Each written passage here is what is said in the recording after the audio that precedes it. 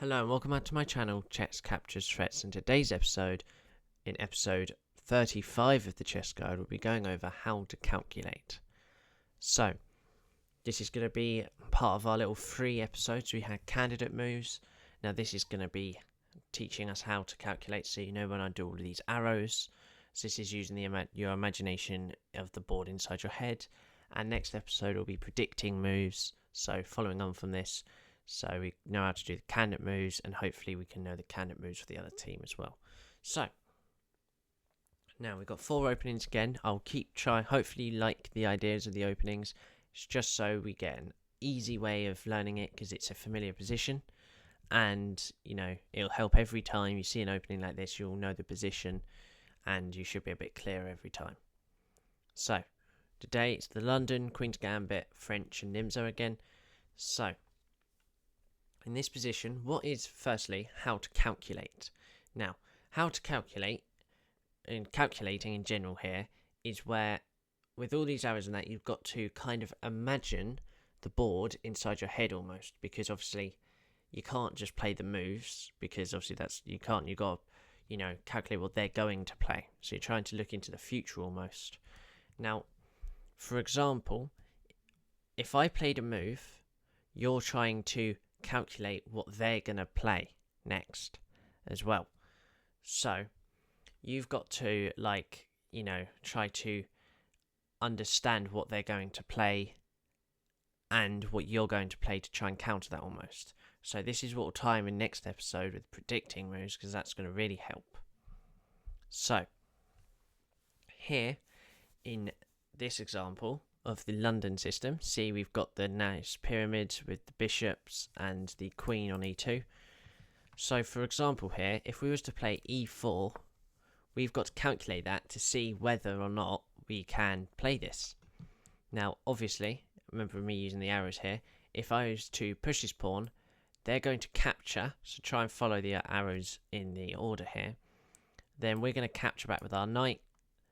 If they capture back with their knight, then we capture back with their bishop. So in the end, if you can see here, I'm going to put here everything in this yellow, that these 3 pieces, and actually this, is going to go, and this bishop is going to end up on this e4 square.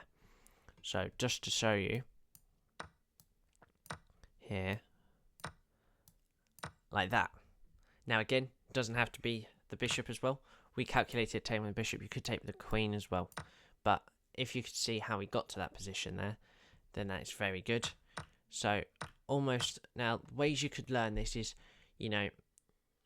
when you're on chess.com, for example, just put up the chessboard and just try and imagine, it takes ages to try and understand, understanding the chessboard in your brain and everything, where the pieces can go and everything, because you've got to try and remember which way A and H go if you're white or black, for example.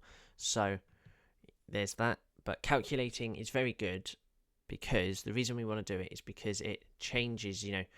We might just have a plan that's 1 or 2 moves, but if we know their 1 or 2 moves, we can add to that and counter their moves. So it's almost playing chess inside chess almost. Now, that's just one little example there. We could also show you, if I was to put the knight onto e5 here, if they capture, we can capture back with a bishop or pawn. If you can see that, there you go, because just to show you, there's the capture, we capture back. So, you've got to calculate almost what is going to happen in an exchanged position. So, that is the London. Now to show you, this is the Queen's Gambit, got our queen and bishop, and these pawn structures like this. Now if we were to calculate here, it's a nice way to win a pawn. So quickly, if you want to see this, so it is, you take here, if we calculate, our bishop takes this knight, their bishop's going to take our bishop, and then our bishop is going to take the pawn over there, sorry, if you can see that. Now it's because we're getting rid of the defender of this knight. So just show you, we capture, they capture, and we're able to capture this for a check. So once it moves, we'll probably move back to protect the pawn. So if you can see there how we was able to calculate that getting rid of a piece would then in the end give us that pawn and obviously open up their king. So stuff like that. If you didn't see something like that, maybe you wanted to play the idea of what happens if we capture this pawn here. Or if you'd see it even clearer, if we capture here and they capture back, now we capture. Because after they capture, we can capture back with our knight here. And this is very good here, obviously. So attacking the queen and bishop, and that would force it to do something like this to try and protect this, and therefore winning this pawn. So you see, just calculating a few moves like that, you know, we went about 4 moves or 5 moves into the game there and was able to win 2 pawns. So if you can do that, most of the time that's what changes from being a lower rated player like 1000 elo, 1200, you know, looking at 2 moves saying I want to play this then that and then nothing else, whereas maybe you want to say if I play this and they play that, I can then, you know, capture a piece and then whatever. So it's just understanding, you know, their moves as well, because obviously both sides are playing chess. You know, you can't always do everything you sadly want to. They're always going to try and counter it. So here, for example, being black's go, now we can calculate other stuff like here, like c5. Again, if we capture and we capture back there, so we're going to have pressure on this. We could also, calculating doesn't always have to be about looking at captures as well. It could be looking at threats. So if we calculate playing this move here, queen to b6, a classic, and this is the exchange French. This is a little bit different to the advanced. We haven't got that c5 push.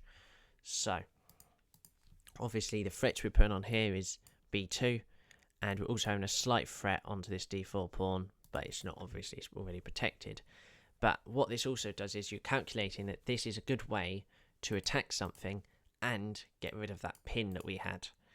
So then, for example, if they try and protect this pawn, most likely doing something like this, now we could calculate something, you know, do we want to play something, it probably wouldn't work 9 times out of 10, but something like this, you know, trying to attack, you know, maybe we want to try and calculate putting our knight here, you know, and then pushing the pawns, you know, even simple stuff like this, but it's whatever there. So what we understand here is how calculating isn't all about capturing. Most of the time it's about exchanging. You know, you're calculating who's going to come out on top there, but you're also calculating, you know, what moves are the best to get out of some sticky situations. So in the last example here, the Nimzo, this is white's go, as we have just done this. So we're calculating here that we can capture this pawn because there's only 1 defender and 2 attackers. So they're going to calculate that once they take us, we can capture back. Oh, but we can't capture back because we lose the bishop. So if they capture back here, we have to capture them. And after they capture, it's just a trade of pawns. So if I show you here, this pawn captures our pawn. Obviously, as I say, we can't take, otherwise they just win our bishop. So here we have to capture. It's called an in-between move. So we're kind of ignoring what they've done.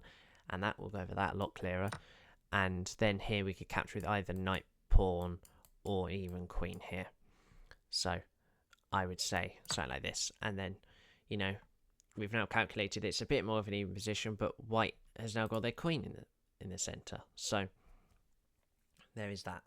So that is the 4 openings there. That is how to calculate today. Hopefully you understand that calculating is such a necessity in chess. You know, we're not just thinking about our moves, we're thinking about their moves as well and how to counter their moves. So that is it for today's video. The next episode will be on predicting moves. So it's a bit more on this. So we went how we can make our moves and then they make our moves. The next episode will focus purely on what they could play next and predicting what's going to happen. So, thank you and bye-bye.